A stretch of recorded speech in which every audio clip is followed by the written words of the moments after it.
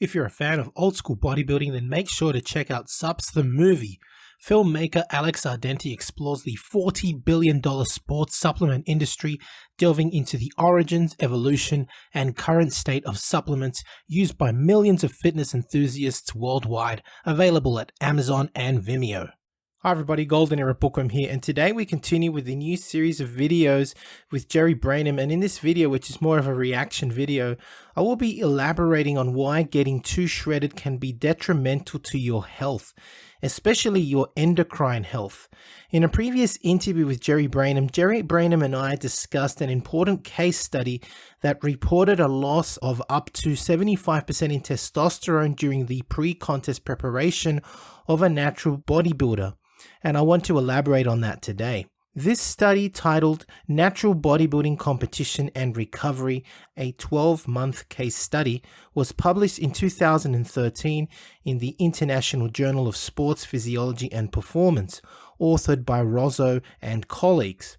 The case study looked at a natural drug-free male bodybuilder aged 26 to 27 years of age and followed his 6-month pre-contest preparation.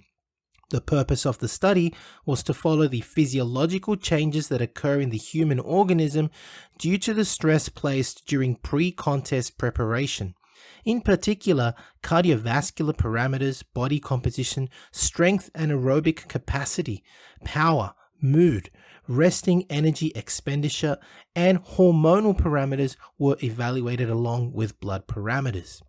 The results in this case study indicated that body fat percentage declined from 14.8% to 4.5% during preparation and returned to 14.6% during recovery. Such a drop in body fat percentage to the level of about 5% is what is expected today in most bodybuilding competitions, where one is expected to come in diced and sliced to the bones. Unfortunately, and as can be expected, strength decreased during preparation and did not fully recover during 6 months of recovery. Not surprisingly, testosterone declined from 9.22 nanograms per mil down to 2.27 nanograms per mil during preparation and returned back to the baseline level of 9.91 grams per mil, which is not a lot, equating to a 75% decrease in testosterone. It is not surprising then that strength takes so long to recover from in many bodybuilders that undergo the hardship of preparing for competition due to the massive drop in testosterone levels. As was expected, total mood disturbance increased from 6 to 43 units during preparation. I mean, we're talking about a 7-fold increase, and recovered back down to 4 units 6 months after competition. These results indicate that during the competitive phase, the bodybuilder was irritable and in most likely a state of depression. These are not surprising results at all, as decreases in testosterone are associated with depression and foul moods. Just reflecting on the drop in testosterone though, just again, 75%.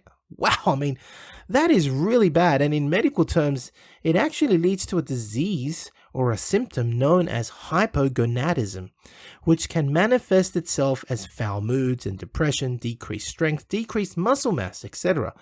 And this particular case study is not alone in its findings, for several others have found that reducing body fat levels to below 10% leads to hypogonadism due to the drastic decrease in testosterone during pre-contest preparation.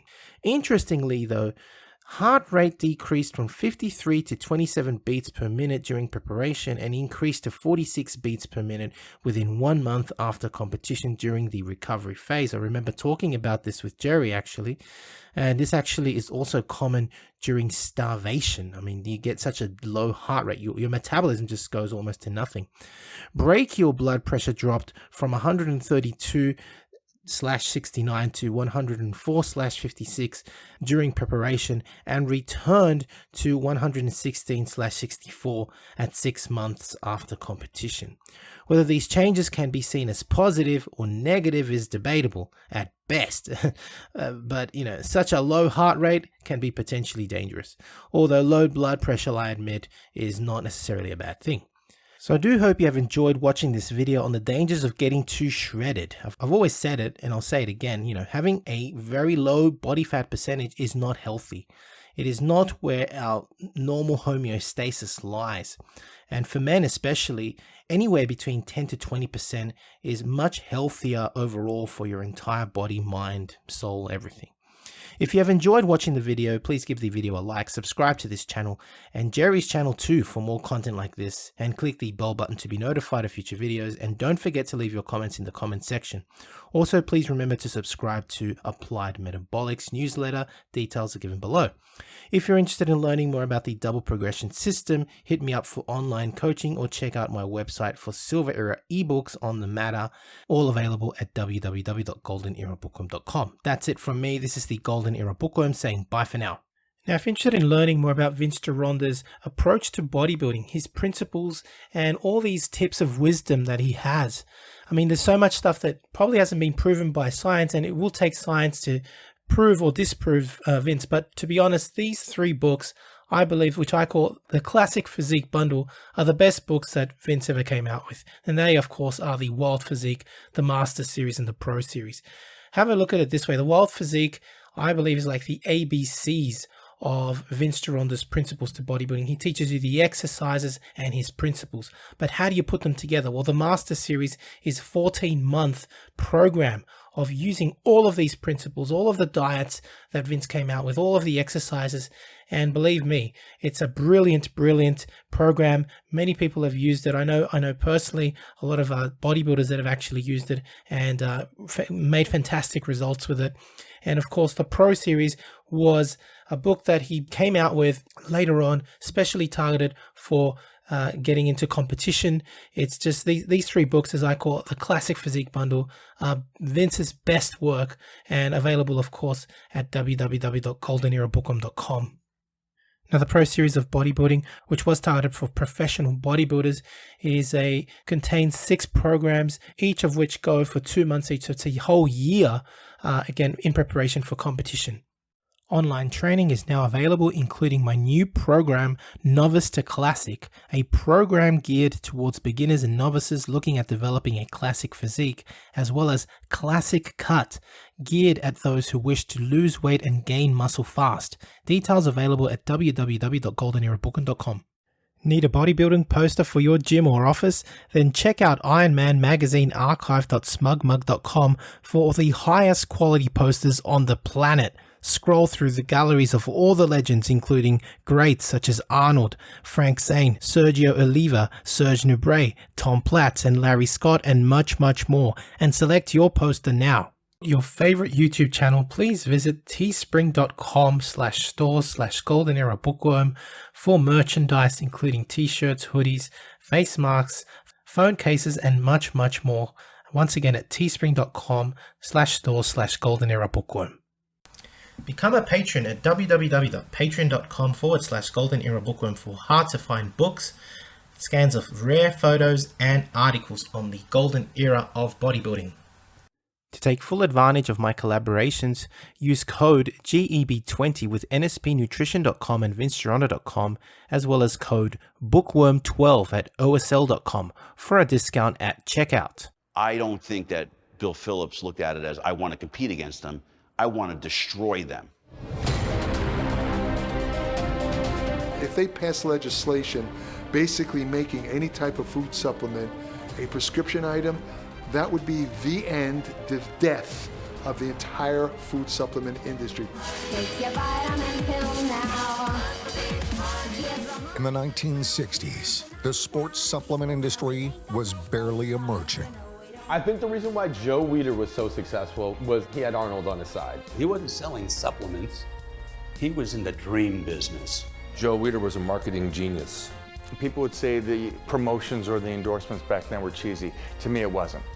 I loved it. Fitness was taking off. Fitness became cool. You had a lot of readers that wanted to be like the stars that they idolized.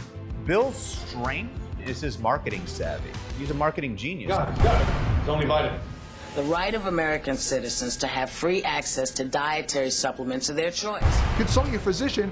You might as well consult the next guy you meet on the street. They don't know a damn thing about vitamins and nutrition. The dietary supplement industry became the #2 most regulated industry. Nuclear, dietary supplements, pharmaceutical. We're more regulated than drugs. They come in and you need to allow the FDA. They have jurisdiction. The enforcement is kind of the questionable side of it, and how do they really get a handle on this monster?